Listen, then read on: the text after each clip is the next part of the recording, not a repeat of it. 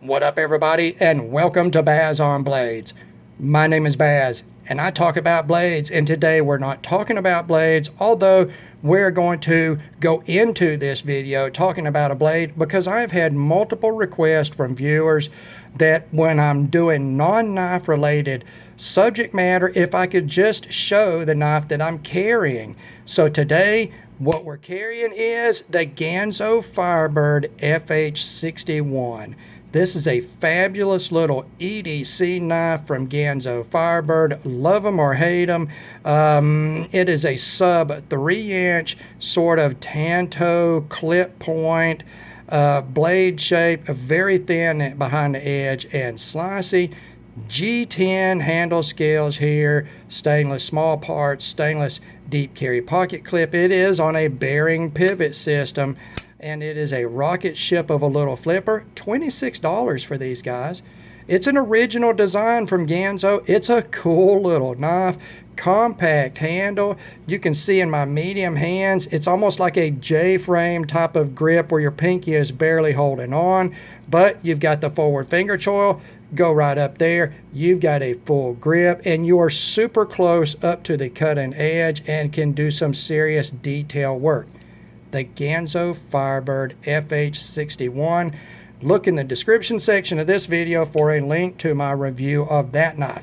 Now, the subject matter here is the Taurus G2c and a new trigger I dropped into it. Now, when I got my Taurus G2c, this gun is clear. It is clear, guys. All right. When I got my G2c, I loved everything about this. I loved everything about this pistol. I like everything about this pistol except for one thing, and that was the trigger. Not the trigger pull. I had no issue with the trigger pull. Yes, it's different from other striker fired pistols in order to incorporate the restrike feature it has, but it was a good trigger pull. The issue I had was in the trigger shoe and the trigger shoe safeties. The safety that is in the G2c is the worst example of an in-trigger blade safety I have ever seen. It was clunky, it was crappy. It would literally, in mine, if you didn't do an absolute straight trigger pull, it would try to bind the trigger up.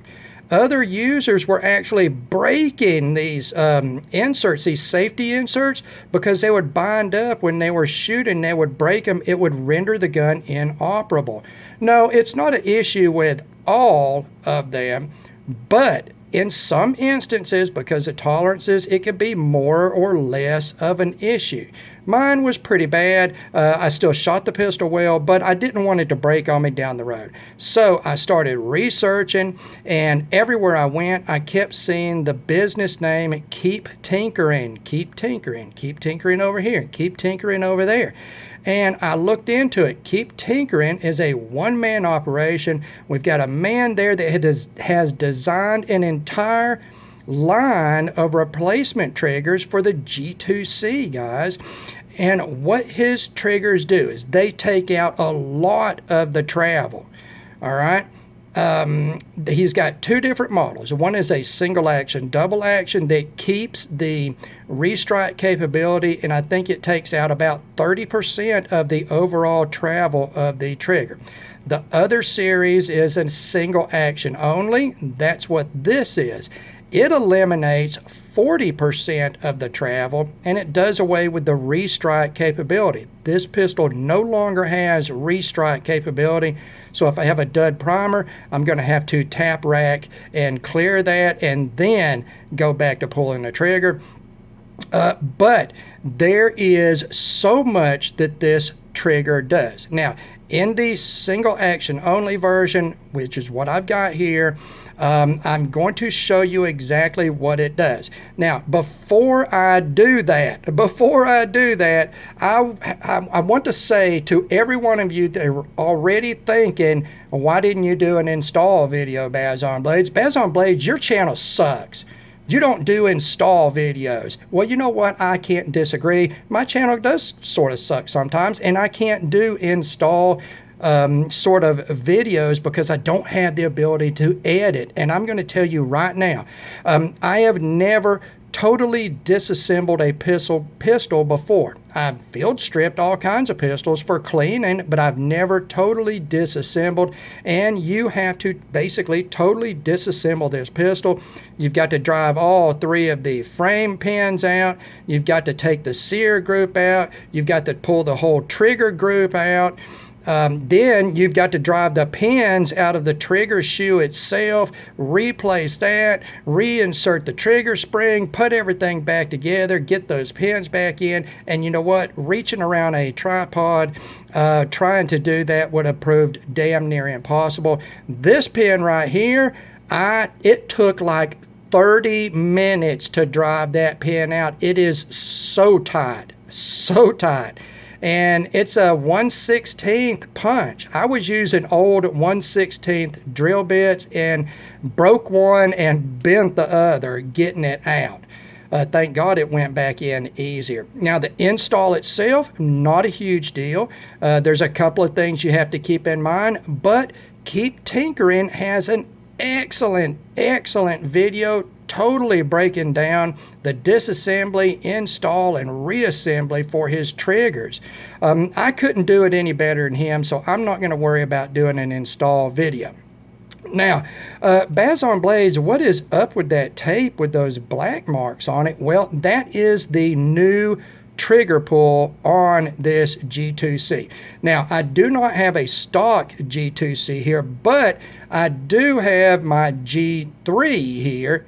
Of course, same type of trigger system with a factory trigger pull in it. Let's go ahead and bring it in. It is empty. Again, empty, guys, and a safe pistol. Now, you can see here I've got it taped out and I've got it marked out too. Let's bring the G2c with the Keep Tinkering trigger back in, and we're going to line up the marks. And I know because of the aspect ratio, this is not going to show up good. But the difference is the entire trigger pull on this G2c now with the Keep Tinkering trigger in it is about 9/16 of an inch, just a little bit over a half of an inch. The trigger pull on the G3 is nearly 7/8 of an inch long, total pull. So what we did is we have removed 1/4 of an inch from the overall pull. Now, 1/4 of an inch is the promised 40% reduction in overall pull. Now, the next thing is the marks that are on this. You can see that this first mark is the forward trigger position. The second mark is where you come back to the wall. And the last mark is the trigger all the way back. Another thing that these triggers do is they move everything forward. Whereas on the G3, you can see here, we've got our forward trigger position. We're going to come back to the wall. See how far that's got to come back, guys. And then the brake. And that trigger is resting all the way back. All the way back. All right? So, the Keep Tinkering trigger, again, we've got our take up. Look at that. That's it, guys. That's it. That's about 1/4 of an inch. We've got our brake. And then you can see how far forward the face of the trigger is compared to the G3. The trigger itself is shaped to provide a backstop to stop. It's like an over travel screw on a 1911 trigger, and that is the reason that you do away with the double strike feature. You need that extra pull length to work the double strike feature, but what it does is it gives you a much shorter take up. It doesn't really modify the brake or anything, because the brake is actually pretty damn good on these pistols. Okay, but you can see the trigger is much further forward now. And then we'll come back with our reset. That's all the reset there is on this G2c, guys. It's crazy. All right, and it sounds nice and crisp. It feels nice and crisp. It's a nice trigger pull. Now, we'll bring the G3 back out here. Let's go through this trigger pull again. You got all the take up here. You're going to come back. Look how far back that trigger is already. There's your break all the way back. Now, the problem here is people with larger hands, the distance between where the trigger breaks all the way back and the back strap is very short for people that have larger hands. And it can be uncomfortable for large-handed people. That is one of the issues they have with that trigger. The just tinkering trigger designs do away with that issue. Now, the model that I have, like I say, you can either get double action, single action, or single action only. This one is single action only, and it has moved that forward. Now, he's got multiple different models for either of these triggers. And what they do is they move the face of the trigger forward for different sizes of hands. You can pick whatever model. This is the standard model, which is their slight curve. It's a slight curve and it's been radiused. You can also get the slight curve in a total flat face. You can get a deep curve that is a deeper curve, and when you pull it back, it's closer to the original trigger position for people with smaller hands. And then you can go forward. He's got total flat face, modern trigger shapes. He's got one that's sort of a backstrapped type of trigger face. Is pushed way forward for guys with longer fingers, bigger hands. And then, of course, the same accommodations in the double action, single action triggers that keep the restrike capability. Now, I know that you've already seen, look at what we don't have here. There is no in-trigger safety blade anymore. That safety is done away with, which I typically would not consider on a striker-fired pistol, except the Taurus G series pistols have a manual safety. So carrying this pistol right now will be just like carrying a 1911 cocked and locked, ready to roll. The big difference is you still have a basic striker-fired trigger pull instead of, you know, a true single action trigger pull like a 1911 would have. But I mean that right there is a lot. That is a lot shorter pull than this trigger right here. It's a lot shorter pull, okay? Plus, the trigger is all the way back on this. And for my medium, large size hands, the standard trigger from Keep Tinkering is the one that I chose. He said it was the best, middle of the ground, just a little bit of tweak forward to bring that trigger pull a little forward, but still not so much that it would be uncomfortable for me. Yeah, the install, guys, other than this pin right here, the trigger spring, it's a little booger. But you know, not a big deal. Everything went right back together.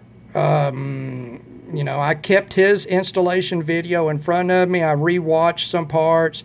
Everything went in good. It went together good.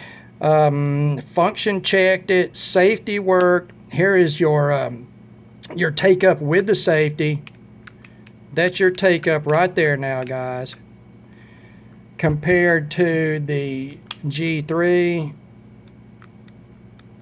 okay, so you can see a lot of the over-travel, pre-travel tolerances have been taken out with this Keep Tinkering trigger. I like it. I like it a lot. I mean, I like it a lot, guys. It really...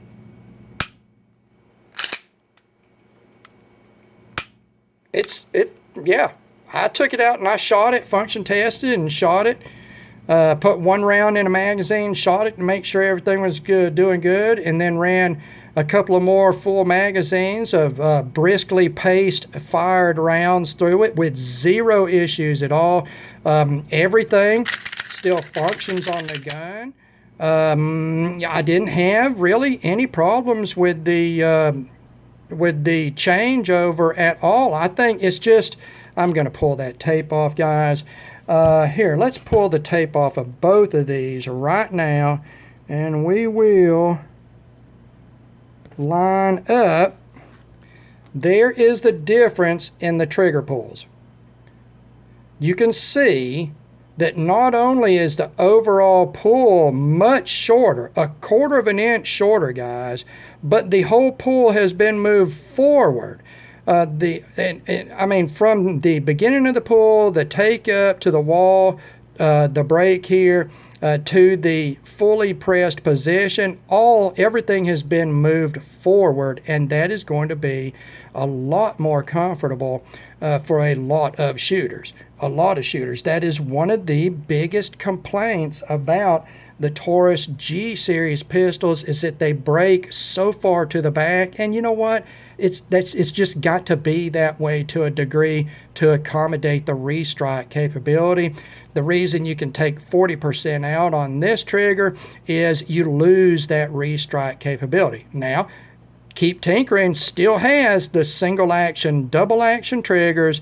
They will not have a safety. It will take out about 30% of the travel, but you will be able to keep your restrike capability. You have a choice of either style and multiple different trigger shapes for either style. Please, if you've got a G2c and there's certain aspects of the trigger pull, like that incredibly bad trigger shoe safety blade setup. That thing was the worst, guys. I hated that with a passion. If you have an issue with that, this is not that bad of an install. You use a 1/16 punch for this pin. You got 3/32 punches for this pin. The trigger pin, you use a 3/32 punch. Let's see, you've got to drive those pins, and then you're going to remove the slide lock here, which is easy enough to do. Once you get those pins and that removed, you just pull this assembly out, unhook the trigger bar at this end, you pull the trigger assembly out, and then the trigger bar connected to the trigger shoe itself comes out of that assembly. You've got to separate everything on the trigger shoe and then rebuild it. Then you reverse everything. Reconnect the trigger bar to the trigger shoe, do the spring, reinsert that into the trigger group. Then you're going to come back, connect that trigger bar back to the sear section here, put both of your subsections back down in, and then you're going to drive your pins back in. That's all it takes. And it seems like a crazy job when you first start thinking about it, especially if you have never done anything like that before. But it really wasn't that bad. Seriously, most of the time loss on that pin right there, good Lord. I was beating on that thing. I've never beat on a pin like I have that one, guys. It's one of those situations where you're like, am I doing it right? Am I doing it right? Does it go out the other way? Gee whiz, that thing is in there. But this thing's not going to fall apart. I'll give it that right now. The tolerances on this gun, I didn't see any issues with the tolerances at all. Yeah, I'm liking that. I'm liking that, guys. And, sorry I didn't do an assembly change video for this, an installation video, I mean. But that was just nearly impossible. And like I say, Keep Tinkering himself already has such a good video up. If it can help me, it can help anybody. So if you've got a G2c, you wanted to see exactly what this difference is. I mean, it's pretty self-explanatory right here. There is your differences in the trigger pull, guys. I mean, the new trigger pull with the Keep Tinkering trigger, the end of the trigger pull is where it's breaking on a stock G series trigger pull. And of course, that's on a G3, and that trigger pull is improved a little bit over the G2c pull. It's a significant difference. 1/4 of an inch out of that pull is a significant difference. The 40 percentile point that is advertised for this trigger is spot on there, guys. It was a joy. Now, I haven't put a lot of rounds through it, of course, but it's a joy to pull the trigger on this thing. That reset, absolutely ridiculous, guys. It is absolutely ridiculous. Absolutely. So, there you go. Baz on Blades put on his big girl panties and finally installed that Keep Tinkering trigger. As of right now, I highly recommend this modification for G2Cs if you have an issue with an aspect of that factory trigger and trigger safety. Now, it does not, other than moving the whole pull forward a little bit, it doesn't change the pull and the brake at all, as far as I can tell. If it does, it's a very subtle. So it does take all of that travel out of it, the pre-travel, the over-travel. It does move it forward. It does do away with that shit-tacular safety blade on the factory G2c trigger. The things that Taurus fixed, you know, the trigger shoe and the trigger safety are fixed on the G3. I honestly, on this pistol, I don't really even have a reason to change the trigger. It doesn't really bother me that it breaks so far back because they actually made the handle slightly wider, so there is a little more room there. And that is just 1,000,000% better than the G2c trigger. So there's no reason really to change the G3. It's a pretty doggone good trigger. Now, the G2c, yeah. Change that trigger if you want to, guys. This is just a fabulous, fabulous trigger. This is the standard single action only. You can get, this is basically what the flat face slight curve is, but they've radiused the edges here for a more traditional trigger feel. So check out the product line at Keep Tinkering. Guys, what more can I say? What more can I say?